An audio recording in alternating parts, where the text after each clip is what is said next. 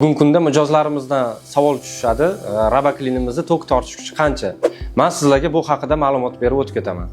Aksariyat holatlarda klientlarimiz uyiga borganimizda kuzatamiz. O'sha klientlarimizning uyidagi pilsoslarning yuqori qismida 2000-3000 vatt yozilgan bo'ladi.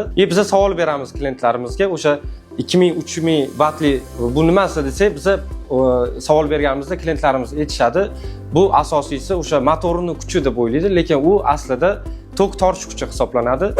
Biz yana savol beramiz. Bitta 2000 lik turibdi, bitta 3000 lik turibdi. Narxi bir xil. Qaysi birini tanlaysiz deganimizda, albatta hamma 3000 likni tanlaydi. Nimaga deb savol bersak, u aslida tok tortish kuchi hisoblanadi.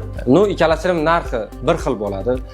Rabaklinda 900 vattda ishlaydi. Rabaklin texnikamiz bu 900 vatt. Yana bitta gilamimizda ishlaydigan vibroshotka nasatkamiz 150 vattda ishlaydi. Общий hisobda Rabaklin 1050 vattda tok tortadi. Rabaklin oddiy pilsosga qaraganda ancha ekonomli bo'ladi. Oddiy pilsos 2000-3000 vatt tok tortsa, Rabaklin 900 vattda ishlab beradi. Agar buni o'zingiz ham sinab tekshirib ko'rmoqchi bo'lsangiz, bizni bepul demonstratsiyamizga yoziling.